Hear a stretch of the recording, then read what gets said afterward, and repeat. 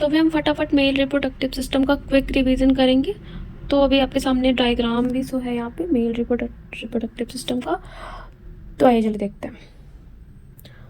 तो इसमें पहला चीज़ ये दिखा हुआ है कि एक ये जो आपका पूरा डायग्राम है, इसमें ये ये जो आपका पूरा डायग्राम है, इसका जो ये पोर्शन होता है वो जर्म सेल बनाता है, और ये पोर्शन है वो जर्म सेल ले जाता है जहाँ इसे जाना होता है। फर्टिलाइजेशन के लिए जो स्पर्म्स होते हैं वो बनते यहाँ पे हैं और ले जाया जाता है इस पार्ट से जहाँ फर्टिलाइजेशन होगा। Okay the formation of germ cell और sperms take place in the testis में ये बनता है sperm. These are located outside the abdominal cavity in scrotum because sperm formation require a lower temperature than the normal body temperature। तो ये जो चीज़ है वो आपके एब्डोमिनल कैविटी के आउटसाइड में लोकेट करता है, ये अंदर लोकेट नहीं करता, बाहर लोकेट करता है। इसकी वजह से क्यों करता है ऐसा? क्योंकि स्पर्म फॉर्मेशन के लिए हमें बॉडी से कुछ टेम्परेचर लोअर चाहिए होता है, तो इसके लिए वो बाहर लोकेट करता है। Okay,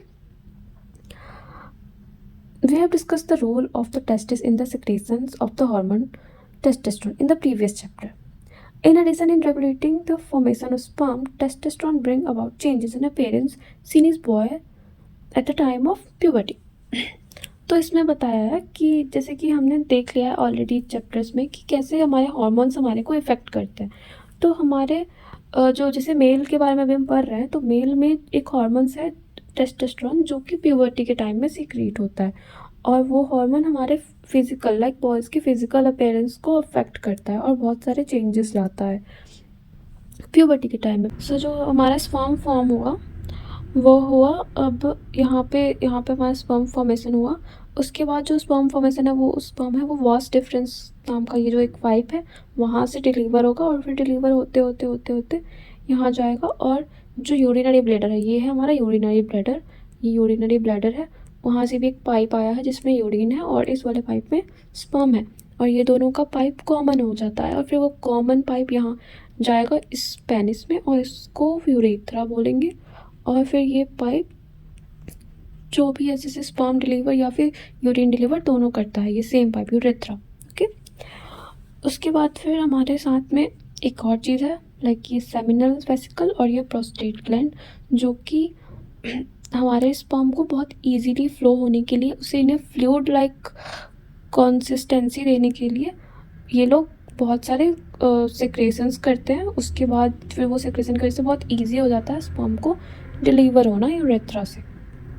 okay, and the sperms are tiny bodies that consists of mainly genetic material and a long tail that help them to move towards the female germ cells।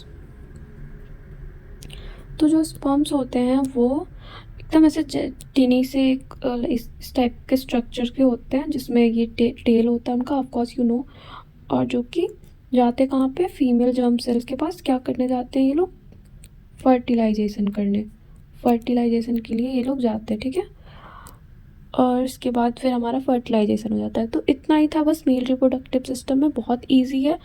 तो एक बार हम लोग समराइज कर लेते हैं। फर्स्ट हमारा ये पूरा मेल रिप्रोडक्टिव सिस्टम है। ठीक है, यहाँ पे हमारा स्पर्म बनता है, इसको स्क्रोटम बोलते हैं, इसको टेस्टिस बोलते हैं, टेस्टिस में स्पर्म बनता है, और वास्ट डिफरेंस जो होता है स्पर्म को डिलीवर करता है, और यूरिनरी ब्लैडर से भी एक और पाइप मिलता है, दोनों पाइप सेम हो जाता है, तो फिर ये दोनों मिलकर यूरेथ्रा बनता है, फिर पेनिस से ये निकल जाता है। ओके, प्रोस्टेट ग्लैंड और सेमिनल वेसिकल कुछ सिक्रेशंस करते हैं जो कि न्यूट्रिशन प्रोवाइड करता है और फ्लूइड स्ट्रक्चर बना देता है स्पर्म को। ठीक है, और ये अब हो गया। और ये बस ये जो टेस्टिस है वो बाहर होता है एब्डोमिनल कैविटी, क्योंकि इससे थोड़ा सा कम टेम्परेचर चाहिए होता है बॉडी से, तो इसलिए थोड़ा सा बाहर होता है। बस इतना ही था, दैट्स इट, बाय बाय।